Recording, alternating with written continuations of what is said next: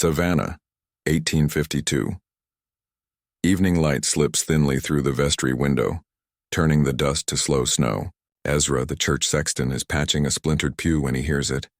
A small tearing sound like a secret opening its eyes. He presses the heel of his hand into the cushion and the seam splits. Cotton swells up, white and breathless. Beneath it, a folded square of indigo so deep it seems to hold dusk inside its threads. Ezra's hands tremble. He eases the fabric free and spreads it on the table. It's a quilt block, hand-stitched and deliberate, the indigo seams tight as a vow. From a hidden pocket within the quilt, a sliver of yellowed paper peeks out. He tugs gently. The paper comes away, fragile as moth wing. On it, faint ink, almost gone, almost refusing to die. Abram, carpenter, Eleanor Hart, merchant's daughter.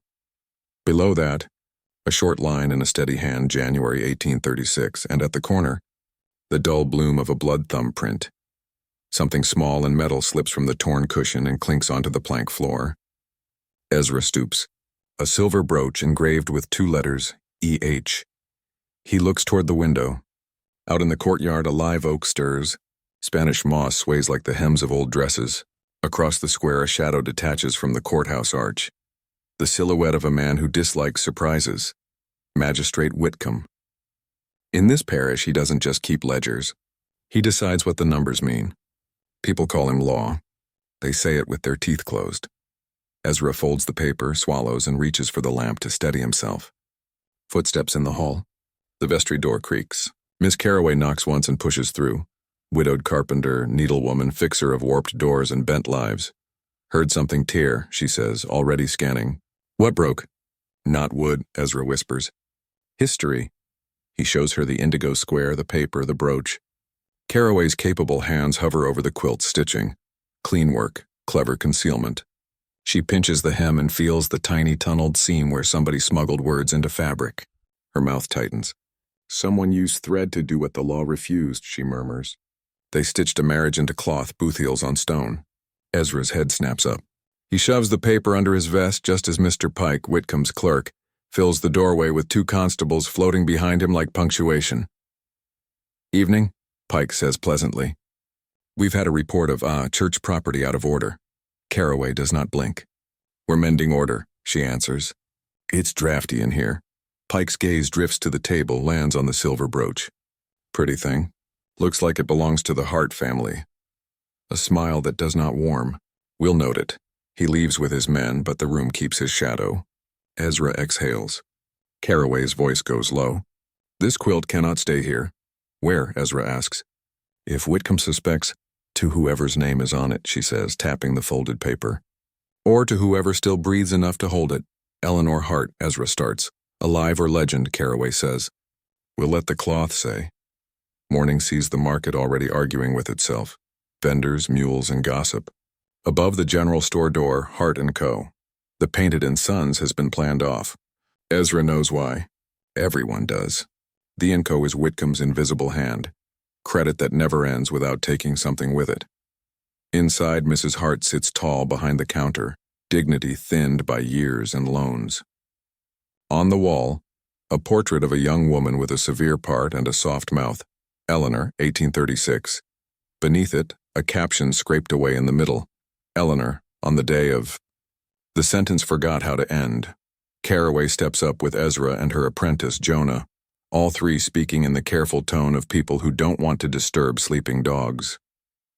We need to see Eleanor's keepsakes, Carroway says. Thread, a sewing box, any trunk from before the... Changes, we'll steal nothing. We're here to stitch truth back where it belongs. Mrs. Hart's eyes shine once, then steady. Church folk? Sewing folk, Carroway says. Sometimes the church learns it needs us. Mrs. Hart unlocks a small back room, clean and quiet as a chapel. A cedar chest holds ribbons, a needle case, and, beneath the false bottom, a little diary sealed with old wax-stamped E.H. Ezra stares at the lock. Open it, Carroway says. Pike will howl, Ezra whispers. Mrs. Hart sets a key on the lid. Whitcomb's father gave this in exchange for my husband's debt, she says. They called it collateral. It was a tether. Today it is a knife. She nods to the key. Cut. The wax crumbles. The diary sighs. Page 1, a small, unfancy hand. Under the live oak today, Abram held my hand. Elizabeth, the root doctor, lit a candle. We spoke words the courtroom will not understand. I pricked my thumb and pressed it beside our names. God be witness. In the margin, a smear of indigo. Ezra turns the next page. Another entry. If this finds a Whitcomb hand, know this. You have not only torn my house, you have ripped the cloth truth is made of. A bell jingles at the front of the store. Footsteps. Ezra flips the diary shut, palms sweating. Pike again. 2 constables. A writ in his pocket and a smile like a closed door. Formal inspection, he says. There was a disturbance at the church. All relevant materials, books, textiles are to be secured for the bench. Caraway does not move. Ezra inches the diary toward her under the counter. Pike's gaze ticks to Mrs. Hart's hands, no tremor. He listens to the building itself, a good clerk always does, then drifts forward as if admiring the ribbon bolts, as if not hurting them toward a confession. Curious thing about cushions, Pike says lightly. They keep what's pressed into them. He pauses by Eleanor's portrait and looks up. And curious, too, what people press out of memory. He steps closer to the counter. We'll take any family papers, he says. For safekeeping. You mean for silence, Mrs. Hart replies, level. Pike's smile holds. For order, Caraway meets Ezra's eyes. The decision passes between them as quickly as a needle through muslin. Jonah coughs. Loud, sudden, theatrical. A shelf of tin cups rattles like a wind chime. Pike startles, glances back. Caraway moves swift and neat, sliding the diary into the work apron folded on the chair, then flipping the apron and laying a bolt of muslin on top. Her hands never look rushed. Ezra has seen her do this with torn sleeves and bleeding men. He knows the speed of someone who learned to hide mercy in plain sight. Pike turns back, expression restored. Back room, if you please, they comply. The cedar chest opens. He fingers ribbons, lifts the needle case, taps the cedar with 2 knuckles. Smells like the past, he says. And mothballs. He flicks his eyes to Mrs. Hart. If you're hiding anything, I advise against it. The law is tedious, but it wins. Mrs. Hart steps aside to let him pass. The law is a ledger, she says. It balances what it can see. God keeps a second book. Pike's jaw tightens only once. We'll be in touch, he says, which in Whitcomb's parish means we already are. They leave with nothing but the brooch, and the sense they've left too little. As the door shuts, Caraway lifts the folded apron, reveals the diary again. She tucks it deep into the lining, then pricks her finger and dabs the tiniest dot of blood onto the thread itself, as if to sign a pact the law cannot read. Now what? Ezra whispers. Now we move, Caraway says. Quilt to one place, words to another. Never let the story and its proof sleep under the same roof. Where? Jonah asks. Caraway's eyes go to the portrait on the wall, then to Mrs. Hart's tired face. First stop, the old meeting house, second shelf behind the hymnals. After dark. Then the river ferryman, Silas. He knows how to make paper breathe. Mrs. Hart closes the diary inside the apron tight enough to choke. Bring me my daughter back, she whispers. Even if it's only her name, Caraway nods. Names are where the living starts. The bell rings again. Not Pike, a different step. Ezra peeks through the doorway, the sheriff, hat in hand, politeness sharpened to a point. Afternoon, the sheriff says. We're logging who comes and goes. Parish business. Caraway wraps the apron into a neat parcel and hands it to Jonah. Take the rear lane, she says softly. If you see a shadow, be the light. If you see light, be the shadow, Jonah nods, throat tight. He slips out the back, feet quiet on the boards. The sheriff leans an elbow on the counter. Miss Caraway, he says, making it sound like a question. Sexton. Sheriff, Caraway answers, making it sound like a prayer. He tips his brim to Mrs. Hart, glances at Eleanor's portrait, and smiles in a way that means nothing good. Even a quiet town gets restless, he says. We'll be keeping the peace. Outside, the live oak shakes its moss as if to dislodge a bad dream. In the lane behind the store, Jonah hugs the wall, counting heartbeats. A figure moves at the alley mouth, hat low, coat dark. Not the sheriff. Rock is the name the swamps use for him. Trackers don't always need introductions. Jonah presses himself flatter, clutching the apron parcel till his knuckles glaze white. The tracker pauses, tilts his head, listening not with ears but with the part of a man that has hunted long enough to become silence. The alley holds its breath. Walk, a voice whispers, caraway at Jonah's back, sudden and solid. Now Jonah steps. The tracker's head turns, slow as a clock hand. His mouth lifts at one corner. He does not follow. Not yet. Back in the shop, Mrs. Hart places the silver brooch on the counter and turns it so the letters face the door. E.H. It shines like a tiny, stubborn star. Tonight, Caraway says to Ezra. Meeting house, then the river, and Whitcomb, Ezra asks. Caraway cinches her coat. Let the judge count his debts, she says. We'll teach the town to count truth. She opens the door and stops. Standing in the threshold as if he had grown there while they spoke is Mr. Pike. Alone this time, smile gone. Change of plan, he says softly. By order of the bench, all hymnals are to be collected, and the ferry logged by name. Caraway's hand rests on the doorknob. Ezra feels the room tilt. Pike's eyes flick once. Back room, apron hook, empty chair, and return to Caraway's face. I do admire a neat seam, he says. It's a pity how easily they can be unpicked. He steps aside from the doorway, making room, an invitation that is not one. Caraway glances at Mrs. Hart, then at Ezra. We won't unpick, she says quietly. We'll add stitches. She steps into the street. The oak shivers. The bell across the square begins to toll the hour, and somewhere between the shop and the river, Jonah turns the corner at a run, straight toward a man who does not chase until running starts. By sundown, the parish rings itself like a bell. Doors click, shutters blink, and the square breathes that held breath towns learn when law starts counting footsteps. Caraway walks fast without appearing to hurry. Ezra beside her, both angled toward the old meeting house. Jonah has the apron parcel under his coat, the diary a warm animal against his ribs. He's learned a new way of breathing, quiet on the inhale, silent on the exhale. Say it back, Caraway murmurs. Story and proof never sleep together, Jonah recites. Quilt goes one way, words another, and if you're stopped, I'm a boy returning a torn apron to Miss Caraway. Needles inside. Nothing worth ink. Good, she says, and lets the street swallow them. The meeting house smells of pine and soap and a century of shoes. Lamps are low. A widow sweeps nothing in the aisle as if to make sure dust knows where to be. Caraway lifts a hymnal, not to sing but to test the second shelf. Right end, the hollow she told Ezra about. A slip of carpentry that lets a book hide another book's heart. Ezra sets the indigo square between two hymnals with such care the shelf seems to approve. Caraway removes a binding knife from her sleeve, thin as a thought, slides it under the leather and eases the spine. The hymnal sighs. She tucks a folded lining inside, space for a traveler yet to arrive. Your hands shake? Ezra whispers, always, she says. It means I still know what can break. In the doorway, a figure fills the frame, then edges away. Not Pike. Ruth, the meeting house warden, hair in a gray plait like rope on a dock.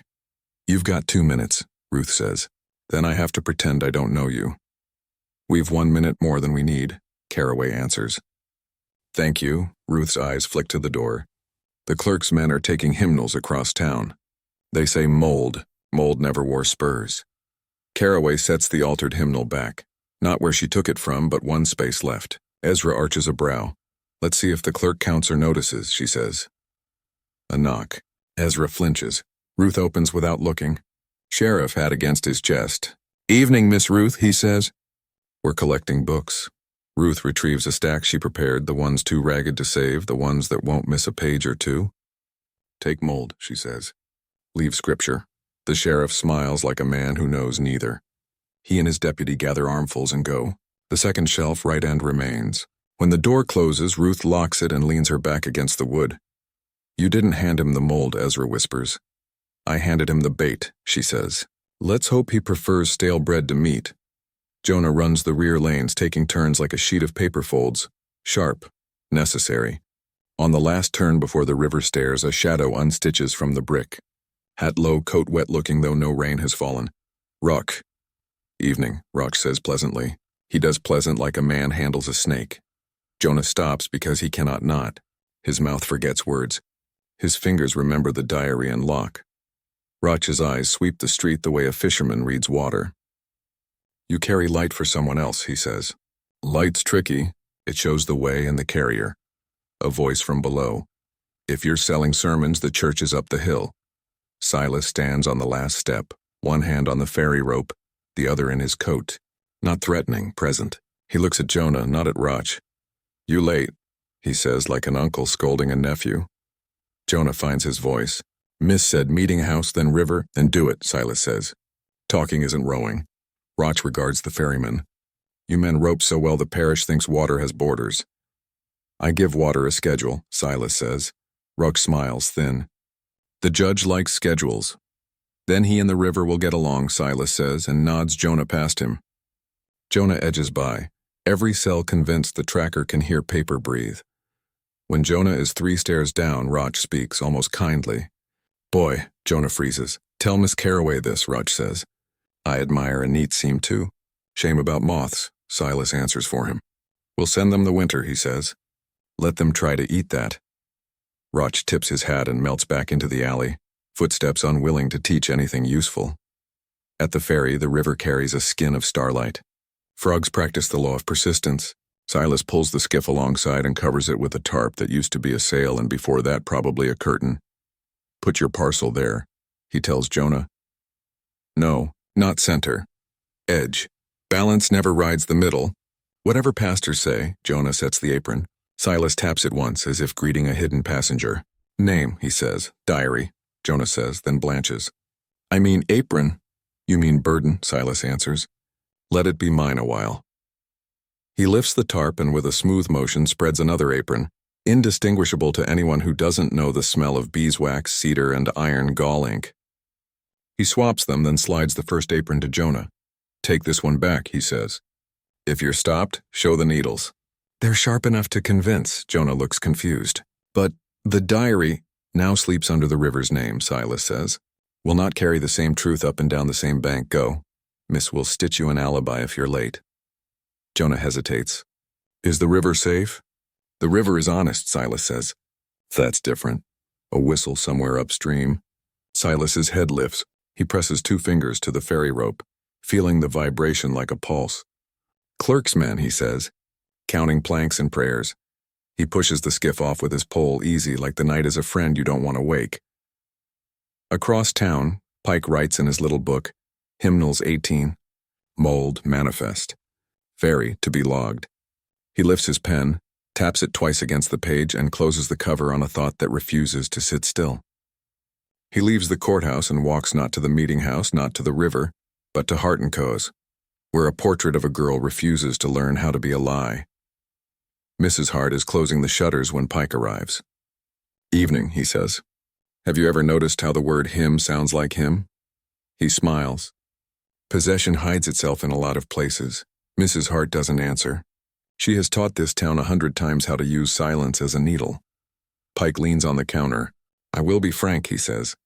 "We know there is a document. We know it changes hands. We know the ferry pretends to be a church when the moon is kind." He taps the brochure in his pocket. Whitcomb's latest notice about protecting property from damp. "We will find it," he adds, "because tidiness is my faith." "You mistake tidiness for virtue," Mrs. Hart says. "They are not cousins. Virtue is expensive," he replies. "Tidiness is within reach." He leaves her with the lamp and the moths that come to die in it. Back at the meeting house, Ruth bars the door and sets her broom in the corner the way a soldier sets a musket. Carraway and Ezra return by a side path, clothes brushed clean of attention. Carraway goes straight to the second shelf, 1 space left. The altered hymnal is there, ordinary as rain. She has never loved a book more for looking like nothing. "Now the cloth," she says. Ezra unfolds the Indigo square from beneath his coat and slides it 3 volumes down, beneath an alto book no one ever reaches for. "He'll count on the right," Ezra murmurs. "He won't search on the left." "Roch will," Carraway says. "Counting is for clerks. Searching is for wolves, footsteps. Not at the door. Behind the building on the gravel, soft, then softer." Carraway lifts a finger. Ezra snuffs the lamp with a practiced pinch. The room holds a breath. A key slides into the lock, turns, the door opens a hair. Ruth grips the broom like a spear. The door opens farther. A hand, gloved careful, reaches in and sets a bundle of hymnals on the floor. The door closes. Key turns back. Silence. Ruth's shoulders drop. "They're swapping mold for mold," she whispers. "Lazy grace." Caraway kneels and opens the top hymnal. A page missing, not torn, lifted. She smiles. Pike wants to know if we left fingerprints on nothing, she says. Good. Let him weigh air. Ezra looks toward the dark window. Jonah asks the river for a favor, Caraway says. And Silas hates to be rude. Then we go, Ruth says, ushering them toward the vestry door. I like my heroics done before midnight. They slip out the side as the front latch shifts again. This time boots. A lantern flares. Not the sheriff. Deputies, 3 of them, doing a careful man's clumsy work. Grabbing stacks, not glancing at shelves you must learn to see. Pray for mold, Ruth mutters. And for men who mistake it for a plan. On the river, Silas rides the skiff in the slack water between reeds. The diary no longer looks like a diary. It looks like ballast. He prefers it that way. A lantern glows not on the bank but in the shallows where no one should be except men who fish for what they didn't put in. Evening, a voice says. Not Roch, sheriff. The voice of a man who has learned to soften the word stop until it sounds like hello. Silas does not look surprised. Surprise is a currency he never spends. Evening, sheriff, he says. Counting tadpoles? Counting boats, the sheriff answers. The bench likes logs. Logs float, Silas says. Boats go where they're pushed. The sheriff's lantern tips toward the tarp. What's under the blanket? Hope, Silas says. And a leak I don't want to meet till morning. Lift it. Silas lifts. The apron appears. Needles wink. Thread glints. The sheriff's mouth twitches, amused despite himself. You gonna darn the river? I thought to try, Silas says. If the bench will let me. It's been dropping men through. The sheriff studies him a beat longer than comfort permits. You're a clever man, he says finally. I'm a ferryman, Silas replies. Clever keeps you wet and breathing. The sheriff steps back. Dock by the hour, he says. We'll be noting arrivals. Note the frogs, Silas says. They arrive louder. The sheriff's lantern swings away. Silas exhales. He lets the skiff drift past the log where a cormorant judges him, and touches the apron once with his fingertips. There you are. Jonah reaches Caraway's shop with the decoy apron and the look of a boy who outran both wolves and bedtime. Caraway takes it, thumbs the seam, and nods. Go home, she says. Dream nothing you'd be sorry to remember. He nods, leaves. Caraway sits at her bench and sews nothing. Needle in and out of empty cloth. The motion that calms the body when the mind has run too far ahead. Ezra locks the door, then unlocks it, then locks it again. Habit fighting fear to a draw. A knock. Soft. Not the sheriff's rhythm. Not Pike's arrogance. Ezra opens a crack. Mrs. Hart steps in. No shawl, no pretense. Just a woman who has decided her house is too small for the size of her grief.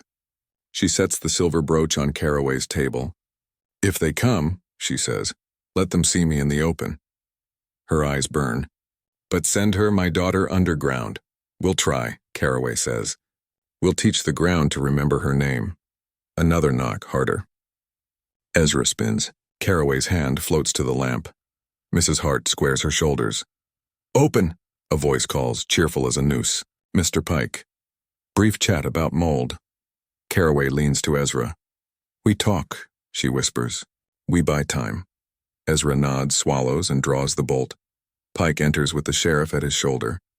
His eyes take in the table, the empty hands, the silver brooch, the needle stuck point down in wood. He smiles as if he were the one who stitched it there. Evening, Pike says. We're collecting the parish's tattered things. He glances at the brooch, then at Mrs. Hart. We'll start with memory. Memory isn't parish property, Mrs. Hart says. Everything is, Pike replies, if it makes a mess. The sheriff shifts, uncomfortable with a truth he has to stand next to. Pike tips his head at the back wall. Workshop, he asks. Caraway steps in front of the door. Dust, she says. And splinters. Mold would be bored. Pike's smile doesn't move. Open. She reaches back, finds the latch, lifts it. The door swings toward darkness. Beyond it, in the workroom's deeper shadow, a shape is already there, a man who looks like he belongs to the night and the river both. Silas. He stands with his back to the far wall, calm as rope. Pike doesn't see him yet. Ezra does, Caraway does. Mrs. Hart's breath catches. Pike steps forward, lantern high. What have we here? he says politely. Silas lifts his face into the light. Pike's smile finally cracks. Evening, Silas says. You looking for mold? Pike's eyes flick to Caraway, to Ezra, to the black window that might be escape or might be a mirror. He redraws his smile with effort. Gentlemen, he says to the sheriff without looking away from Silas. Shut the door. The sheriff closes it. The room shrinks to light, breath, and a table where a silver brooch gleams like a promise made of metal. Outside, the live oak lifts its moss and listens. The workroom held 4 people and 1 decision. Pike's lantern threw a neat circle. Silas stood just outside its center, the way a ferryman stands just outside other men's certainty. The sheriff lingered in the doorway like a hinge choosing a door. Bench order, Pike said, producing a folded paper like a magician palming a dove. Search and seizure of any item pertaining to church property, books, cloth, correspondence pending mold remediation. The smile almost returned. You'd be amazed how often mold looks like memory. Caraway didn't look at the paper. Then remediate in daylight, she said. With witnesses. Hymnals don't burn easier after dark. Pike turned to the sheriff. The order permits night. The parish doesn't, the sheriff answered, mild. Folks die stupid after sundown. Silas tilted his head. You want to count, Mr. Pike? He asked. Count plain. What are you taking and who signs for it? Pike hesitated a hair. He hadn't expected the River to ask for a ledger. We'll start with the back room, he said. Start with the table, Silas replied, stepping aside as if granting the man a favor. The apron lay there, needles glinting, thread winking. Pike pinched the hem, sniffed beeswax and iron gall, and found exactly what a tidy man should find. Nothing that convicts anything. His jaw ticked. He set it down. Front shelves, he said briskly. Caraway reached behind her with 2 fingers and tapped twice on the doorframe, the same rhythm Ezra used on the church bell rope when storms curled over the river. Ezra answered without leaving the room. The bell at the meeting house began to ring. First the slow toll of trouble, then the quick peal that means bring buckets and eyes. Pike's smile died properly this time. Unnecessary, he said. Exactly, Caraway answered and opened the front door wide so the street could look in. In poured Ruth, broom in hand. Mrs. Hart, chin level as a plumb line. 3 shopkeepers who argued about tobacco prices at dawn and about justice by noon. A washerwoman still wet to the elbows. 2 apprentices with sawdust in their hair. Witnesses. Wait. The sheriff cleared his throat. We'll make a list, he said. We'll be brief. Pike had the expression of a man forced to eat with his left hand. He motioned his deputies, who had arrived on the bell like flies to sugar, and began dictating. Needles, thread, apron, left in owner's custody. Bench, lantern, unchanged. Silver brooch. Pike's hand hovered. Mrs. Hart's became a fist. That, she said, goes nowhere without me. Pike considered the room, the bell, the sheriff's posture, and the brooch's light. He left it where it was. We'll return in the morning, he said thinly. With a cart. You'll return with daylight, the sheriff corrected. Pike put his paper away. At the door he paused, looked past Caraway to the dark workroom, and said as if to the air, I admire craft. It never lasts. Neither do benches, Silas said. Pike left the door open as he went, his last small discourtesy. Caraway closed it with her hand flat on the wood, as if blessing a child too stubborn for its own good. Across town, deputies trundled hymnals into a wagon and congratulated themselves on being custodians of mold. They didn't notice the second shelf, 1 space left. Wolves notice. Rock stepped in when the wagon clattered off and the door's new lock pretended to be smug. He studied the shelf the way a hunter studies a creek. For what isn't moving, he didn't count. He searched, a forefinger along dust, the shine where hands had not lately gone, a hymn with a spine too careful. He slid it out and opened to the seam. A lining, empty now. He smiled anyway, respectful, almost fond. He sniffed the air and found Indigo, faint, old, stubborn. He looked 3 books down, under an alto volume no one wanted. He didn't lift it. He placed 2 fingers on the leather and left them there until the book remembered being touched by a different set of hands. Then he let it be. Not yet. Wolves prefer a run to a pounce. On his way out, he didn't pry the lock. He unhooked the bell rope and tied it to the latch at ankle height. Silent trip line, a note to future selves. We are being clever now. Then he walked to Caraway's alley, found the stacked offcuts and shavings, and did his first honest harm. He slit Silas's ferry rope where it wrapped the post. Not all the way, just enough. A man trusting it would find out its speed. He left a powder of crushed camphor on Caraway's step too, moth dust, so that her shop would smell like his promise. When she opened at dawn, she would know he'd been. At the river, Silas felt the cut before it mattered. Rope tells the truth to a hand that has learned to listen. He eased off, looped twice, looped again, and reached under the plank for the shadow line he'd knotted weeks ago. A second rope laid like a lie that would be true when needed. He fed the ferry's weight to that line, heard the post sigh with relief. From the reeds, a lantern bobbed. Deputy, the decent one with a face like a map that didn't want to show rivers where towns wanted streets. Orders to log every crossing, the deputy called. Log this, Silas said cheerfully, and named the frogs one by one. August, September, and the big one we call Whitcomb. The deputy laughed before he could stop himself. Then he sobered and stepped closer. There's a line on you, he said softly. Hunters that don't wear hats. Tell your sheriff I wear my own, Silas answered. He can borrow it when it rains. The deputy drifted back into the reeds, grateful for a night that allowed a man to be both employed and not entirely used. Silas pushed out. The apron under the tarp had learned to be a hatbox now, round and tidy, ribboned indecently. He aimed for the upstream landing where a schoolmaster with a boring voice could turn any search to sleep. Midstream, the ferry shuddered, the cut bit deep. Silas settled his weight, paid out the shadow line, and let the river learn he had more than one answer. Not tonight, he said. To the rope, to the river, to the man with the knife. By morning, Pike's cart creaked down Caraway Street with the air of a man doing penance for someone else's mischief. He had brought a bailiff, 2 laborers, and forms, so many forms the town could drown in paper and still be called dry. The sheriff walked alongside, hat low, jaw set at neutral. Witnesses appeared on purpose, Ruth with her broom, Mrs. Hart with her brooch on, Ezra humming as if to say there's music I will not let you hear. Pike catalogued with a hunger that couldn't admit its real name. He took broken hymnals Ruth had forgotten to hand over last night. He took 4 torn cushions Ezra had pried open to look innocent. He took nothing that mattered, which is a kind of victory if you can stand the taste. At the river, he arrived with a chain to throw across the posts until the bench is satisfied. Silas watched him measure. Chains like water, Silas said. They go where you look. Pike smiled like a man about to enjoy a fruit he didn't plant. Look there, he said, and pointed to the frayed main rope. Neglect will be written up. Neglect has a tidy handwriting, Silas replied, and didn't offer the shadow line to anyone's eyes. He watched Pike leave the chain coiled, because even tidy men fear the optics of choking a parish in daylight. The first real choice came at noon, when the bell rang a pattern no one could pretend not to know. Long, short, long market arbitration, but sounded from the meeting house instead of the square. People came because they had learned it was cheaper to show up than to regret not showing up later. Ruth stood on the steps with her broom like a baton. We're not voting, she said. We're witnessing.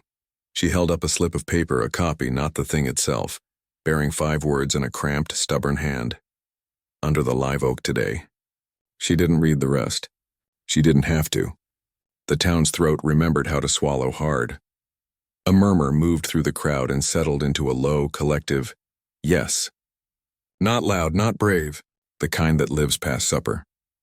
Mrs. Hart stepped forward and did the one thing no one could legally punish. She named her daughter in public. Eleanor Hart, she said. Not once but 3 times, old church custom. The way you call a soul back from a place it shouldn't have had to go. Pike mounted the steps with a face that wanted to be merciful and had lost the knack. Unauthorized assembly, he said. Disperse. Authorized by need, Ruth answered and raised her broom higher. The sheriff didn't move. That was his choice. In this parish, stillness can be a kind of rebellion. Pike lifted his hand. Deputies shifted. Before the motion could turn to harm, a boy slid between legs in panic and landed at the foot of the steps with his cap in his hands and river mud dripping off the brim. Jonah. He raised the cap so everyone could see the inside had been smeared. Not a blow, not a bruise, a mark. He found Caraway's eyes. Rope, he said. Cut shallow. Silas stepped out of the edge of the crowd. He didn't lift his hands. He lifted his voice just enough. "You can count my rope," he said to Pike. "You can coil your chain. You can take cushions until pews sit on air. But if you touch the bell again, you'll have to ring it yourself, and the town will hear what kind of sound you make." For a long breath, the parish decided who it was. Men lowered their eyes. Women straightened their backs. The sheriff removed his hat, looked at Pike, and said the only sentence he could say without choosing everyone or no one. "We'll conduct seizures tomorrow. With sunlight." Pike swallowed his fury like a man swallowing a fishbone. Carefully, hopefully, not fatally. "Tomorrow," he said, and made it sound like revenge. He left. People didn't cheer. They kept their feet exactly where they were until he was small, then smaller, then gone. Ruth turned, stepped inside, and retied the bell rope with a knot a girl taught her when they were both 12. She set the knot low where a boot would find it only if it remembered how to feel. Night fell like the lid on a box. In the courthouse, Whitcomb wrote a single sentence to no one he would sign: "Speak to Roch." In the alley behind Caraway's, camphor breathed its prophecy at the door jamb. By the river, Silas checked the shadow line again and spat into the water, a ferryman's blessing that is also a warning. Roch sat on the meeting house steps with his back to the door and looked up at the bell. He touched the rope where Ruth's knot remembered friendship. Then he stood, walked to the willow at the bend, and waited where roads confess and water keep secrets. He didn't bring deputies. He brought a hook long and mean and a length of chain he preferred to Pike's, because his chain was honest about its work. He listened to the river breathe. A lantern bobbed upstream. Silas's Rock smiled small and sharp and stepped into the water up to his knees. The chain slid off his arm with the sound of a sentence becoming fact. "Come on, ferryman," he said to the dark. "Let's see what you do when the river won't testify." Silas let the current carry him to speaking distance and no nearer. "Same thing I do when men lie," he answered. "I pull." Rock's hook flashed. The chain caught. The ferry jerked. The shadow line sang. The ferry didn't capsize. Not tonight. Silas planted the pole and held. Muscles and leverage and the small physics of a man who refuses to let a story sink. On the bank, someone moved, two someones, and the sound was not deputy, not Pike. It was the sheriff and his decent man, arriving late enough to pretend they hadn't known where to be and early enough to matter. "Easy," the sheriff said to both shapes. "I didn't log a drowning." Roch let go first. That was new.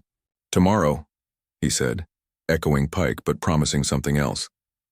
Silas drifted to the post and tied off with the knot that fools saw through. He did not thank the sheriff. He knew who the man was trying to save and how hard it is to do that with 2 hands and 1 badge. He lifted the tarp and touched the hatbox once. Still there, still breathing. "Tomorrow," Silas said to the water, to the willow, to the part of himself that had learned to live on the edge of something deeper than law. The river said nothing. It didn't have to. Dawn came pale and undecided, the kind of light that lets men pretend they haven't chosen yet. Pike arrived anyway, with a cart, 2 laborers, a bailiff, and more paper than mercy. The sheriff walked beside them, hat low, a neutrality that had learned how to ache. At the meeting house steps, Ruth waited with her broom like a baton. Caraway stood to her left, Ezra to her right. Mrs. Hart 1 stair below with the silver brooch, pinned not to her dress but to a strip of plain muslin, as if to say the name would ride cloth again whether the bench liked it or not. Townfolk gathered in 2s and 3s, washerwomen still damp to the elbows, apprentices with sawdust hair, dockmen who smelled like rope and river.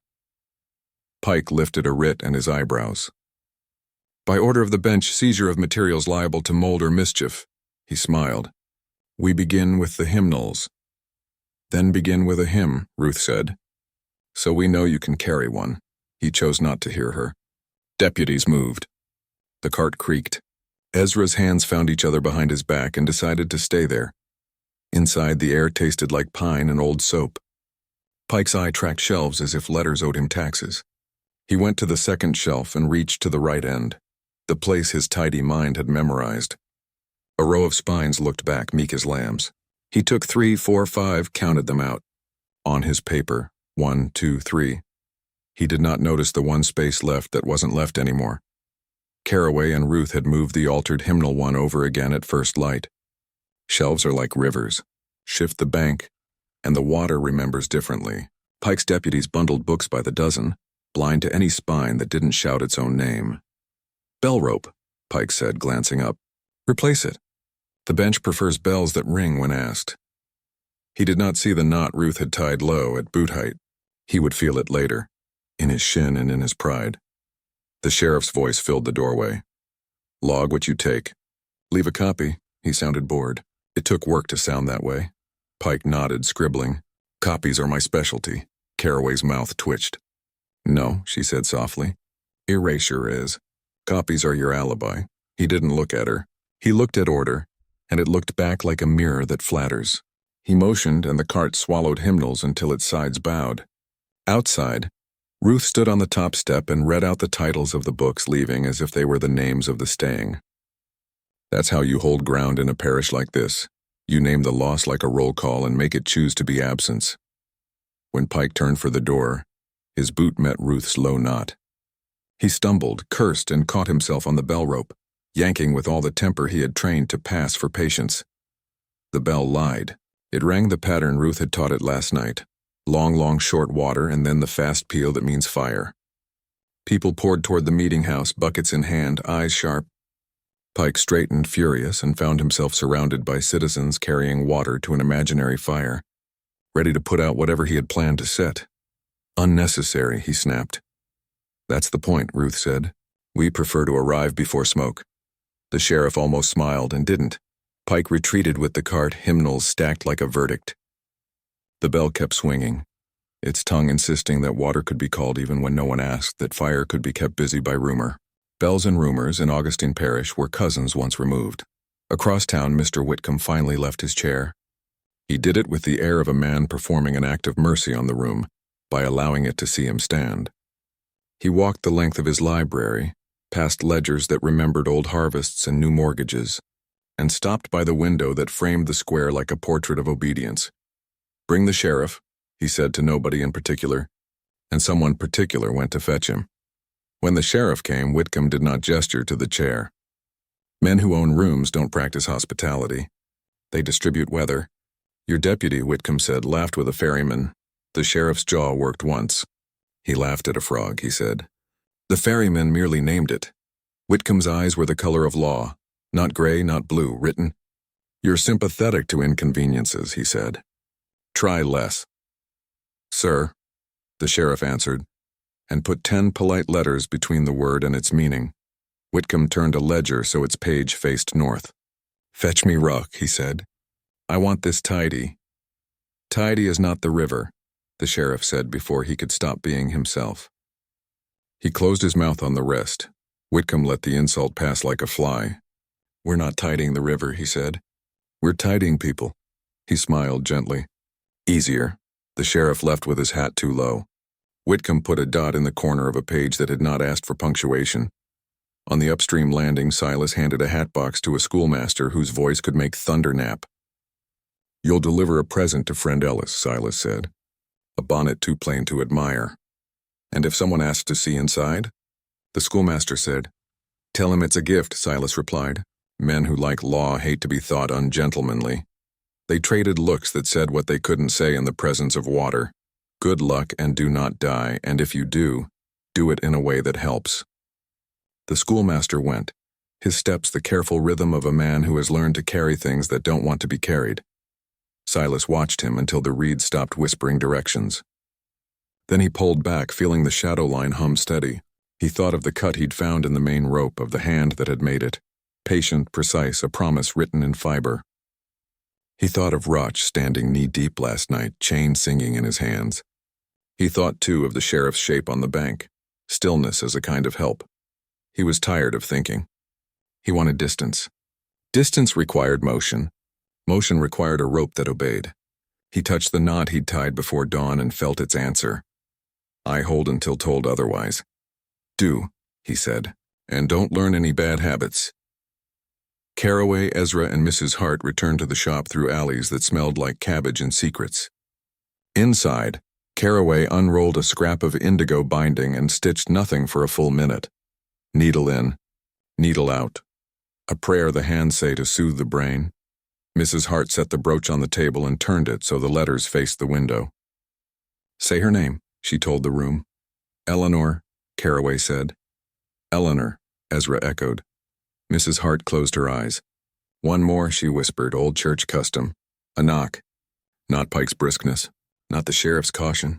Rock walked in without waiting because knock is something wolves do with their shoulders. He took off his hat like a gentleman and set it on the end of the counter like a threat. Mold, he said pleasantly. I hear it everywhere. Caraway did not put down her needle. Then your ears are damp. Ruch's smile was thin as the blade he carried somewhere shadows keep. He glanced at the brooch and at Mrs. Hart and at Ezra's hands, noting. A bell rang wrong, he said. I admire innovation. Then you'll love the river, Caraway said. It innovates ropes out of thin air. Ruch's eyes touched hers, a brief click of steel on flint. He tapped the counter once with 2 fingers. Tomorrow will be less polite, he said, and collected his hat. At the door he paused and threw a sentence over his shoulder as if discarding a bone. The ferryman's rope has a second throat. Tell him to keep it from singing, he left. The room felt larger after he was gone, the way a mouth feels after a tooth is pulled. The pain remains for a while, but so does the space. Ezra swallowed. He knows, he said. He knows everything but where, which is the only part we need, Caraway answered and cut the indigo binding with a bite of her teeth. Time to push the book faster than a chain can sink. How? Mrs. Hart asked. We make it many, Caraway said. One truth that travels is vulnerable. 10 that look alike confuses the wolves. By afternoon, the parish sprouted hatboxes. One held a bonnet. One held a pie. One held a handkerchief embroidered with clumsy daisies. One held the diary disguised in hymn paper and quilt muslin. Pike's men stopped 3 women and tipped 3 boxes, frowning over pastry and linen and modest felt. The 4th woman, the one with the diary, walked past them thinking about nothing except whether her hearth kept its coals. At the meeting house, Ruth organized a singing. People brought voices they hadn't spent yet and stood in pews Pike had left ragged. The bell did not ring. It didn't need to. They began with a tune so old the walls had learned it by heart. Halfway through the second verse, the door opened and a man in a plain coat slipped in, sat in the back, and listened with his eyes closed. Friend Ellis. When the song ended, he approached Ruth and asked, without asking, if she needed help moving heavy boxes that looked like nothing. She nodded without nodding toward the vestry where a stack of hymnals waited to become other things. Outside, Pike watched from across the square and tried to decide whether singing or sewing was the greater nuisance. He settled on ferrying. Men prefer to fight what moves.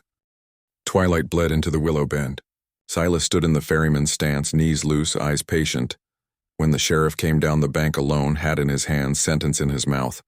Order from the bench, he said quietly. Chain across after sundown. Remains until the mold is, he grimaced at the word. Tamed. Silas looked at the river. It looked back unimpressed. If you hang a chain in water, he said, be ready to drown in consequences. The sheriff nodded, eyes grave. I'll be here when they bring it, he said. I can't stop it. I can make sure it's set badly. Silas blinked once. Badly helps. They stood side by side like men at a grave. The river went on breathing. Up the slope, flint struck steel.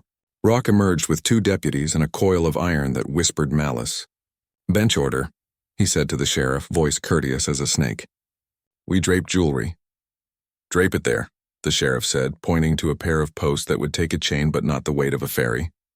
And don't tension it. We don't want to scratch the river. Ruch's eyes said he understood every part of the sabotage. He did it anyway with a shrug that made the deputies believe he didn't. The chain sagged like a rumor that had eaten too much. Silas pulled forward, let the ferry kiss the sag, and slid beneath with an indifference that made the river snicker. Rock's mouth tilted. The deputies learned nothing. Tomorrow, Roch said, because men like the taste of that word when they haven't yet won today. Bring a 3rd throat for my rope, Silas replied. The 2nd keeps singing. Roch stepped back, water licking his boots like an animal deciding whether to bite. He turned and vanished into cane that sighed as if relieved he didn't cut it on principle. Night brought rain thin as thread. In the Quaker house 2 miles north, friend Ellis unpinned the ribbon on the plainest hatbox and set the contents on the table, a diary wearing hymn paper under a shawl of quilt muslin. He didn't open it. He wasn't one of those men who must read to believe. He believed in carriage. We move at moonset, he told the room. 2 women nodded. A child slept with a thumb in her mouth and a promise she didn't know she held. Ellis wrapped the box again and tied the bow badly, because men who tie bows well are suspicious in this parish. He blew out the lamp. The room agreed to keep breathing without being obvious. Back in the courthouse, Whitcomb stood alone with the pamphlet he pretended he hadn't seen. A parish of lies. No names. More than enough detail. The line about the thumbprint crawled across his skin like an insect. He set the paper down as if it might stain the desk through manners alone. He picked up his pen and wrote one sentence on a blank page. Truth is what I keep. He added his dot in the corner, neat as always. The dot looked back at him like a hole. He rang a bell no one else used. Pike appeared as if hatched from a margin. Sir? Tomorrow, Whitcomb said and tasted iron. Take the cart to the ferry at dawn. Chain the boat to the post. Count the frogs if you like, but chain the boat. Pike inclined his head. With pleasure. Whitcomb didn't watch him leave. He looked out at the oak, at the bell that had lied all morning, and told himself that bells don't choose. Men do, he believed himself. Men like him always do. Right up to the minute the water stops pretending to be polite. Near midnight, Caraway sat at her table, needle-stilled at last. Ezra slept in a chair with his chin on his chest.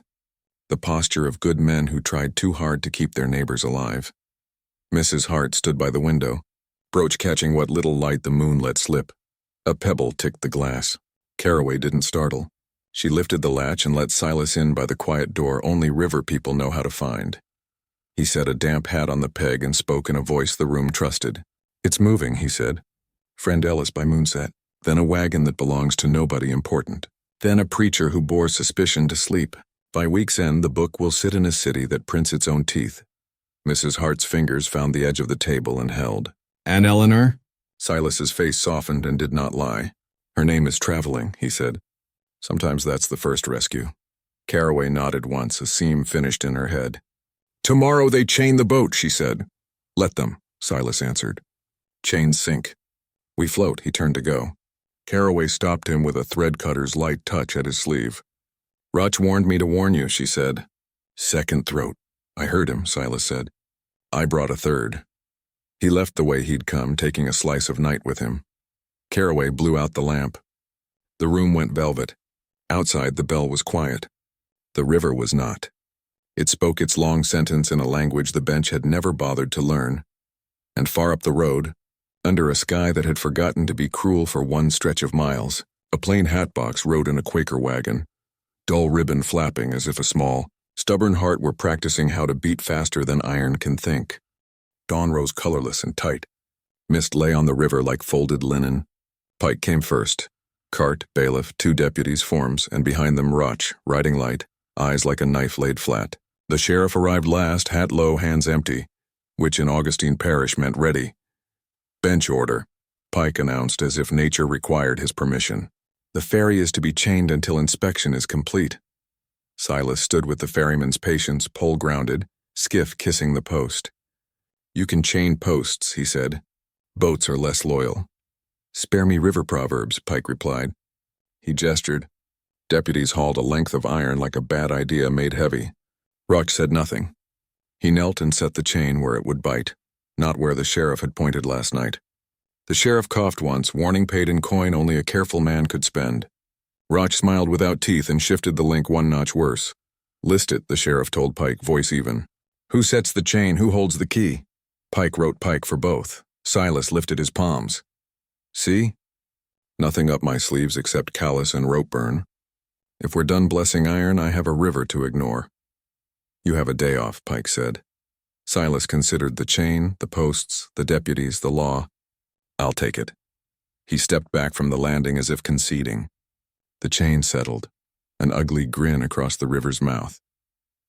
Up the road, friend Ellis rolled his Quaker wagon through cotton fog. On the bench beside him, the plain hatbox, bonnet ribbon, bad bow, holding a diary and hymn paper in quilt muslin. 2 miles to the transfer point, 1 mile to the wrong corner, half a mile to the place where Roch sometimes liked to stand and let the road explain itself. At the black gum tree, a wheel found a rut and argued with it. Ellis climbed down to persuade it. From the cane, a man stepped out who preferred hooks to greetings. "Morning," Roch said. Ellis left his hands visible. "Friend." Roch tipped his head toward the box. "Gift?" "For a widow," Ellis said. "Plain hat for a plain head. Open it." "Not a request." Ellis untied the bow badly, on purpose to keep his hands busy, and lifted the lid slow. Inside, a bonnet as solemn as a sermon. Roch touched the brim, lifted the muslin below, found another fold of linen, then hymn paper, then nothing that any court could name in time.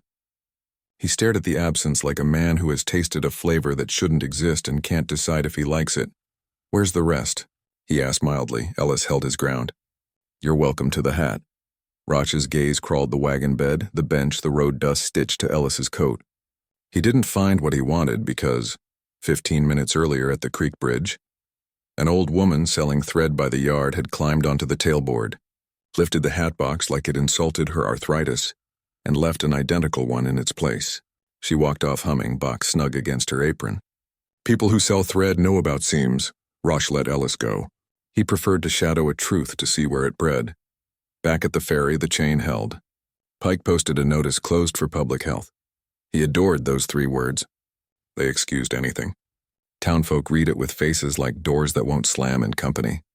Mrs. Hart arrived with a basket she didn't open. Ruth came with a broom she didn't use. Caraway stood between them, needle tucked behind her ear like a thorn. Ezra leaned on the rail and stared at the chain as if it would apologize. "We'll need the south landing," Caraway said. "Too shallow," Silas answered. "But the mill sluice runs like a backstair if you know where to step." His eyes slid to the sheriff. "Inspections at noon," the sheriff said, which meant no eyes at 10. Pike heard none of it. He was busy feeling satisfied. Satisfied men are noisy. Noise hides holes. "List any attempts to cross," Pike told his deputy loudly. "Already done," the deputy lied. At the market corner, the thread seller met a washerwoman who met a schoolgirl who met a widower, with a back too bent for suspicion. The hatbox changed hands twice in one block. By the time Roch saw its ribbon again, it rode on the hip of a woman who had endured 6 pregnancies and 3 wars, and had no interest in men's papers. When he stepped in front of her, she looked at him the way women look at weather. Infuriating, inevitable, passable. "Gift?" he asked. "Laundry," she said, and kept walking. He let her pass because the laundry path ran straight to a courtyard where 10 women stood in a circle with baskets, and he understood that even wolves do not walk into 10. He pivoted. Caught another ribbon, same bow, different box on the arm of a clerk. He did feel like frightening. He plucked the box without asking, found pie inside, and handed it back with a nod that almost admitted shame. "Your taste is off," the clerk said tremulously. "Always," Roch replied, and smiled like a confession. 10 o'clock. The sheriff scratched his ear and wandered toward the mill sluice, a man with nothing on his mind but water levels. No one followed him closely. 3 minutes later, Silas strolled the same direction, a man who looked like he had given up for the morning. Ruth arrived to sweep the bridge, Mrs. Hart to rest her knee, Ezra to check a squeak, Caraway to test how brooms behave near chains. The town developed an unusual interest in hydraulics. Behind the mill, the sluice took a thin bite of river and ran it through a stone throat. Silas pointed to stepping bars hammered in by someone who liked not to drown. "One at a time," he said. "Hands here, feet here. If you fall in, curse softly." He crossed first, easy as rumor. Caraway followed, jaw set, skirt in a knot. Mrs. Hart came third, lips moving, perhaps a prayer, perhaps her daughter's name. Ezra last, humming off key. The sheriff leaned on the far rail and examined the horizon like a man very interested in clouds, not Pike. Inspected his chain and listed its links on a form that would live forever in a drawer and convince no one who mattered. He did not hear the quiet, careful progress behind the mill. He did not see Caraway step back onto public ground with a chuckle like torn cloth. He did not notice Ruth demonstrating how a broom can be a walking stick. By 11, half the errands a town requires had quietly resumed. People cross rivers even when law sits on the bank admiring itself. Roch tracked the hatbox he wanted to a back pew in a small, plain room, the Quaker meeting. He didn't go in. He leaned in the doorway like weather and watched friend Ellis sit with eyes closed, hands on his knees, still as tide slack. The hatbox sat 2 benches away, plain as bread. A child coughed. An old man shifted. No one looked at the box because everyone was looking at it. Together, Rock's mouth quirked. He knew a trap when it gave him the courtesy of announcing itself. He left the doorway and cut to the alley where a second box rode in a wheelbarrow under carrots and nothing. He lifted a carrot. The woman pushing the barrow smacked his hand without looking. "You got money for vegetables, sir?" she asked pleasantly. "Sometimes," Roch said, and bought the carrot to pay for his rudeness. He ate it like evidence, sometimes, Roch said, and bought the carrot to pay for his rudeness. He ate it like evidence. Noon brought inspection. Pike returned to the ferry with 2 city men, who enjoyed clipboards and their own opinions. The sheriff showed the chain. Silas showed the posts. Pike showed his patience. The city men nodded as if water owed them respect. "You can release by evening," one said at last, bored. "Post a warning about mold." Pike swallowed his protest. "Public health is satisfied," the city man said. "So are we." Pike sent the deputies to fetch lunch that never arrived. While they were away, the sheriff misread the writ and unhooked the chain's tail as if it were already legal to do so. Silas kept his face a pond.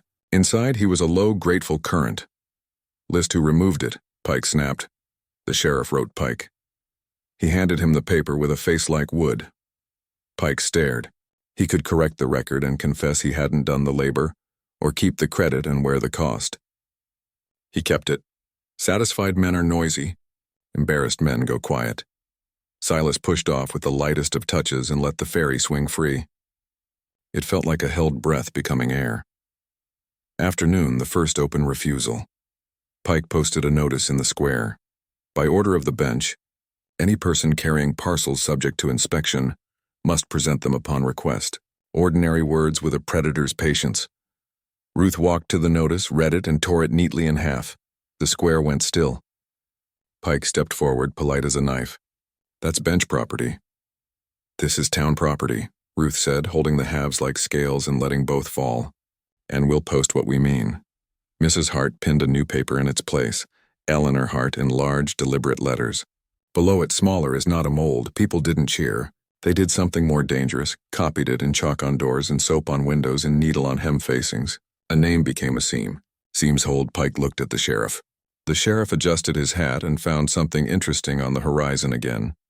Roch, across the square, watched the copies multiply with what might have been admiration if he were a man built for it.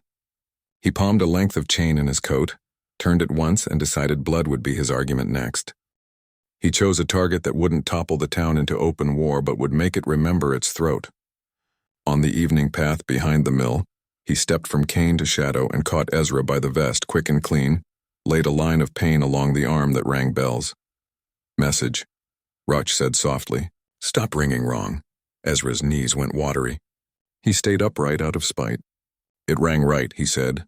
"You just didn't like the song." Roch let him go, alive, hurting, marked. Blood crawled to Ezra's wrist and fell, one stubborn drop onto the millstones. It looked black in that light. It learned to be a mark. Caraway found him, wrapped the wound with a strip of indigo she'd torn from the binding on purpose. "Now you're part of the quilt," she said, voice steady and murderous. From the sluice, the river kept speaking its long sentence. In town, women lit lamps early. Men walked in twos without saying why. Pike wrote tomorrow 3 times in his book because the word tasted like control. The sheriff went home by the willow bend and sat there, longer than the ground required. Night collected itself. The hatbox crossed a final lane and entered a house that never locked its front door and always locked its silverware. Friend Ellis set it on a parlor table, nodded to a woman with spectacles and said, "Philadelphia." She untied the ribbon, lifted the bonnet, folded back muslin, and smiled once. Quick and bright, the way a match smiles before it does its work. "Tomorrow night," she said. "By coach, and then a city that prints teeth." Ellis closed his eyes and let the minute pass. "Let us hope," he said. "The parish is ready to lose a little blood before it grows new skin." Outside, someone, no one saw who, chalked Eleanor on the courthouse step. The rain started again, thin as thread, sewing the day to what came next. Morning wore its Sunday face on a weekday. The square looked polished, the notices straightened, the deputies shaved to a shine that pretended at order. Pike had not slept.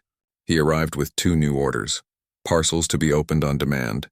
and women's baskets to be politely examined for the common good. The parish heard the last phrase and felt its stomach turn. Ruth met him at the pump with her broom planted like a flag. "A woman's basket isn't common," she said. "It's bread." Pike smiled as if she had paid him a compliment. "Bread can hide mold," he said. "Lift your cloth." Ruth did, revealing nothing but onions and a whetstone. Behind her, 3 washerwomen raised their lids and showed steam, soap, and a pair of mended sleeves that would outlive their owners. Women complied. The compliance felt like a threat. Across the way, Mrs. Hart pinned up a fresh placard. "Eleanor Hart is not a mold." Pike tore it down, handed it back as if returning a child's toy, and posted the bench order higher. By noon, the square had become a room with too many eyes. The coach north was scheduled like a heartbeat. Friend Ellis's contact, Mrs. Sutter, a woman whose spectacles made men underestimate her, had booked 2 seats under dull names and dull hats. The hatbox would go as luggage, wrapped in muslin and boredom. At the back gate of Sutter's house, Caraway and Silas watched the street do its slow animals. Dogs, boys, deputies making themselves visible so the town would remember to be small. "Windows at dusk," Sutter murmured. "One stop to change teams. No lingering," Silas nodded. "The road to Pine Hollow is watched." "That's why we aren't taking it," Sutter said, and tapped the map's thinner line. The toll lane no deputy liked because it collected coins and faces. Caraway checked the ribbon on the box. "Beau bad, moral good." "If they open it?" "They'll see a bonnet and read woman," Sutter said. "The trick is to bore their suspicion before their pride wakes up." Pike's clampdown backfired the way tidy plans do when they trespass into kitchens. By mid-afternoon the market worked, slower, pricklier, but working under its own jurisdiction. People brought their parcels to the square already open, set each cloth aside and invited inspection like a dare. Deputies poked at potatoes and were rewarded with frowns so heavy they bent the afternoon. A girl chalked Eleanor on the bench steps again. Pike wiped it with his sleeve and left the ghost of the word in the stone. He posted tomorrow twice and didn't notice how bitter the letters tasted leaving his pen. Then Roch crossed a line. Not with chain or hook, not with clever rope. He walked into Hart & Co. at the quiet hour when sun turns the floorboards to syrup and people measure their breath to the rhythm of flies. He closed the door without knocking. Mrs. Hart did not look up from her ledger. "Afternoon," he said. "Be brief," she replied. "Breath is taxed today." He set a folded clean cloth on the counter. Inside, Ezra's bell rope cut short, not still wet. A red thread darkened the fiber. "Messages go further in familiar tongues," Rugg said. Mrs. Hart did not touch the rope. "You enjoy your work?" "I enjoy the part where people tell the truth about themselves," he said. "It's rare. Usually happens when knives are in the conversation." "Here's my truth," she said, at last raising her eyes. "You can threaten a bell, a rope, a ferry. You can't unsay a name once a town learns to speak it." "Names are only air," Roch said. "Air keeps us alive," she answered. Roch's mouth moved like he might respect that. "Tell the widow I can pull harder." "You just did," Mrs. Hart said, and finally laid her hand on the rope, claiming the message like a woman claims a debt. Roch dipped his hat and was gone, leaving the door open as a courtesy the room did not want. Caraway found Mrs. Hart minutes later, both hands on the coil as if squeezing it might turn it back into sound. Caraway wrapped the rope in indigo and slid it under the counter. "He wanted to scream," she said. "You gave him a ledger entry?" Mrs. Hart nodded once. "We have a coach to make." Dusk arrived early, or perhaps the day fled. At the north edge of the square, the Charleston coach snorted and shied as boys argued about who would grow loudest this winter.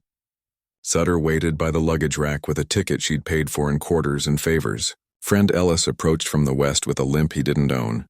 Because men who limp are rarely hurried along. Caraway came up the alley with the hatbox under a shawl and a face that said errand. Pike chose that moment to be everywhere. He posted himself by the coach step, a smile and a writ visible, and began his polite surgery. "Inspection," he said to each traveler. "For the common good." A bow-legged man offered a parcel of tobacco. A woman lifted a basket and showed bread. A sailor unbuttoned a shirt and grinned, earning a ripple of disgust that deflated Pike's posture by an inch. "Miss," he said when Caraway reached the rail. "Your box." "Bonnet," she said. "Open it." She did. Bonnet, dull as duty. He prodded the muslin, found nothing but muslin. He tapped the brim, tapped the lining, made the sound a man makes when reality refuses to cooperate. Next, Pike said, too fast, because Sutter had already taken an identical hatbox from the dockhand setting trunks and slid it into the rack. The first box, empty of anything but boredom, stayed in Caraway's hands. The second, wearing boredom like a disguise, rode up out of sight. Friend Ellis stumbled on purpose, knocking his shoulder into Pike, apologizing the way only Quakers can, with sincerity and slight inconvenience. Pike brushed his sleeve as if he could dust off loss. Tickets, the driver called. Names, Pike countered. Ann Russell, Sutter said. Spectacles bright, voice dull. Thomas Green, Ellis said, placing exact change in the exact palm. Inspection complete, Pike announced, to no one and everyone. The coach lurched. The hatbox rattled.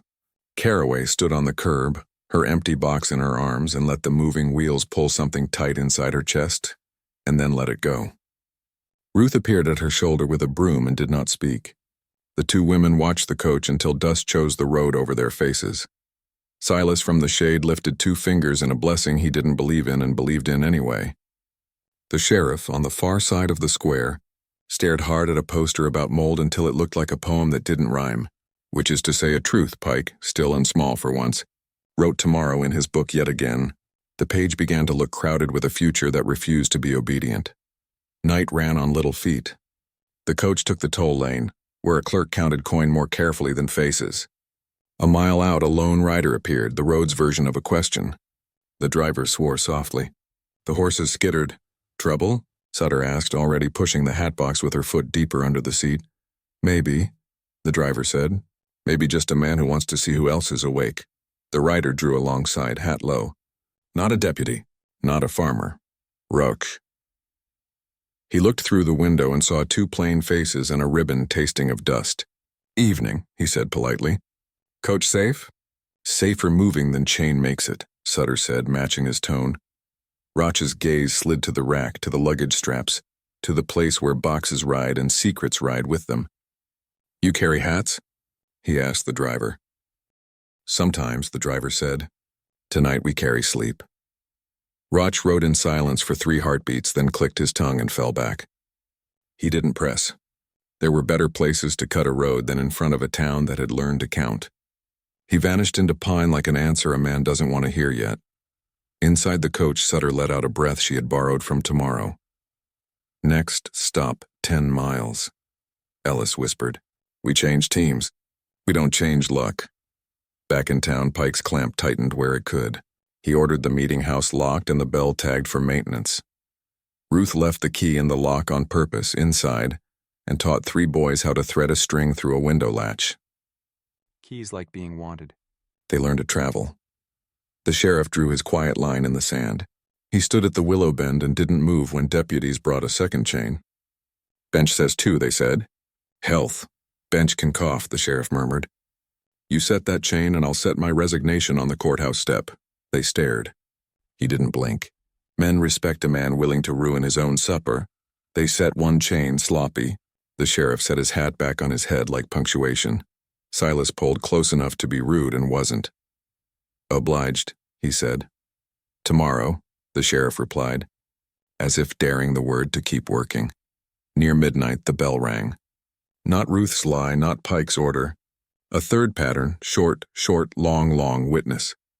Windows lifted. Doors opened. People stepped onto stoops, not to gossip, not to fight, to look. Downriver, lightning knifed a black horizon, silent and bright.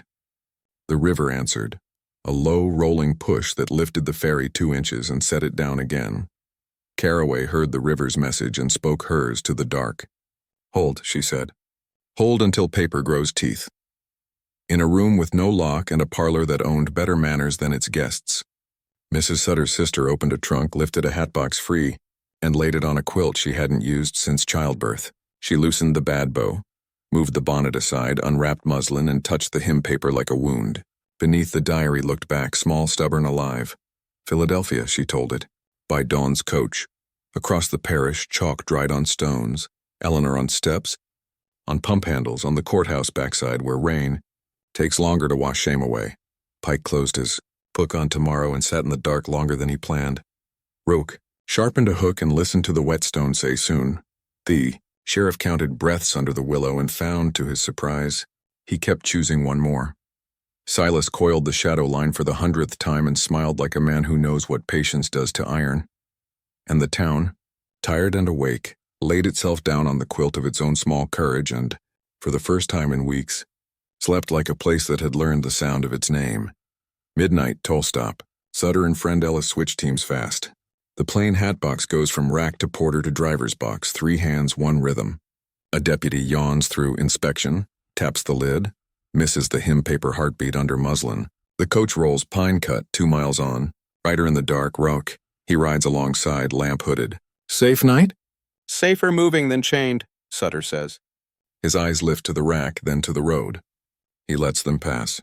Wolves prefer ground of their choosing, Augustine dawn. Pike finds chalked Eleanor baked into courthouse stone. He posts parcels must open again. Ruth tears it again. The sheriff signs for the ferry chain removed and writes Pike as the remover. Pike swallows the paper and the insult. On the river. Silas ferries errands as if carrying air. Shadowline hums. Main rope healed with a liar's knot that won't hold forever, but long enough. Coach in. Daylight. Quick handoff, hatbox to friend Ellis's contact, a bookbinder with quiet fingers. She reseals the lining with library paste. Slides the box onto a northbound cart under onions. Label reads seeds. Paper learns to be produce town square, noon. First northern copies arrive smuggled under sermons. A parish of lies, no names, enough truth. A schoolmaster reads a paragraph in a back room. 3 listeners become 10. Pike calls it propaganda. People call it familiar. Hart & Co. Mrs. Hart pins, Eleanor Hart is not a mold. Pike removes it. 5 more appear. Names are air, he says. Air keeps us alive, she answers. He leaves with nothing, which feels like less than nothing. Willow Bend, dusk. Rock and Silas share silence like professionals. Books north, Roch says. Truth floats, Silas replies. Men sink, Roch counters. Chains do, Silas says. They part. Debt remains night, Quaker House. A press-ready packet is sealed. The diary's full copy, thumbprint described vows under the live oak. Destination scrawled small, Philadelphia.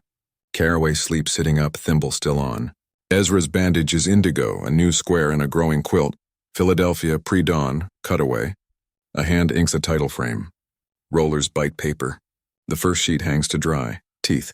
The parish doesn't cheer. It listens. To a bell that won't learn obedience and a river that won't learn to testify. Tomorrow has less room to hide. Philadelphia morning. Presses thunder. A parish of lies hits stoops and sanctuaries. Live oak vows, a blood thumbprint, a judge who edits reality. No names, enough truth. Doc hands tuck copies in hats. A pastor reads it twice, slower the second time. Augustine Parish, noon. Pike calls it slander, posts fines, waves writs. People answer with names. Eleanor chalked on pumps, stitched in hems, whispered at counters. The sheriff stops standing neutral and starts standing in the way. Daylight only, he tells deputies. No chains after dusk. No hands in women's baskets. I sign those orders or I quit. No one volunteers to own what comes next, Pike's last lunge. Cart warrants a sweep of Hart & Co.'s, Caraway's, the meeting house. He finds nothing that matters in too many eyes. Ruth tolls the bell wrong on purpose. Water, then witness. The square fills without shouting. Pike reaches for the rope. The knot bites his shin and his pride. The sheriff takes the writ from his hand, folds it, and pockets it like a bad knife. Enough, he says. Pike leaves smaller than his hat. Rosh's hunt. He chooses the willow bend. Chain hook patience. Silas arrives with the river's slow spine. They test each other without boasting. Then 2 boys on the bank, Ezra's bell helpers, step into view with buckets and terror. Rock looks at them, then at Silas, then at the chain as if it had asked for a favor. He lets go. In the give, his boot slips. The current takes a tax.